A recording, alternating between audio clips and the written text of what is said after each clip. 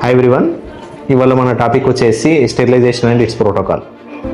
సాధారణంగా క్లినిక్ వచ్చే ప్రతి పేషెంట్ కానీ ప్రతి వ్యక్తి కానీ తమకు వాడే ఇన్స్ట్రుమెంట్స్ క్లియర్గా ఉన్నాయా, క్లీన్గా ఉన్నాయా, లేకపోతే ఫ్రెష్వే వాడుతున్నారా లేదా అనే సర్వసాధారణమైన డౌట్తో ఉంటారు. వాటి కోసం అపోహలు వద్దండి. ఎందుకు అనంటే ఒక ఇన్స్ట్రుమెంట్స్ మీ దగ్గరికి రావడానికి చాలా బ్యాక్గ్రౌండ్ వర్క్ జరుగుతుంది. దాన్ని స్టెరిలైజేషన్ ప్రోటోకాల్ అని అంటాం.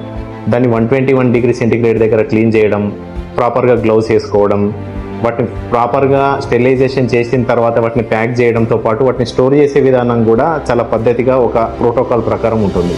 మీ దగ్గరికి వచ్చే ప్రతి ఇన్స్ట్రుమెంట్స్ ఏదైతే ఉందో అది పూర్తి స్థాయిలో క్లీన్ అయిన తర్వాత, స్టెరిలైజేషన్ అయిన తర్వాతనే మీకు ఉపయోగించబడుతుంది.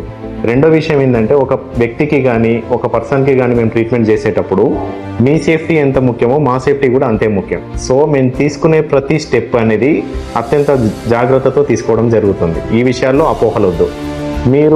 మీకు సాధారణంగా డౌట్ రావచ్చు, డాక్టర్ గారు ఏంటి ఎప్పుడు వెళ్ళినా కానీ తెల్ల కోట్లో ఉంటారు, లేదంటే ఒక బ్లూ కలర్ డ్రెస్లో వేసుకుంటారు, లేదంటే ఆపరేషన్ థియేటర్ నుంచి అప్పుడే బయటకు వచ్చినట్టు ఏదో బిల్డప్ ఇస్తూ ఉంటారని. ఇది కూడా స్టెరిలైజేషన్లో ఒక ప్రోటోకాల్. ఎందుకంటే బయట వేసుకొని తిరిగే డ్రెస్సెస్ ఏవైతే ఉంటాయో వాటిని లోపలికి అలో చేయకపోవడం, లేదా వాటి ద్వారా కంటామినేషన్ని అవాయిడ్ చేయడం కోసం అని చెప్పేసి క్లినిక్కి మాత్రమే సంబంధించి పర్టికులర్గా ఒక డ్రెస్ని మెయింటైన్ చేయడం, దాన్ని కూడా శుద్ధి చేసే విధానం కూడా సర్వసాధారణంగా స్టెరిలైజేషన్ ప్రోటోకాల్లో ఒక భాగంగానే ఉంటుంది. Myself Dr. Shivakrishna, Oral and Maxillofacial Surgeon, Siddipet Dental and Maxillofacial Center, Shivaji Nagar.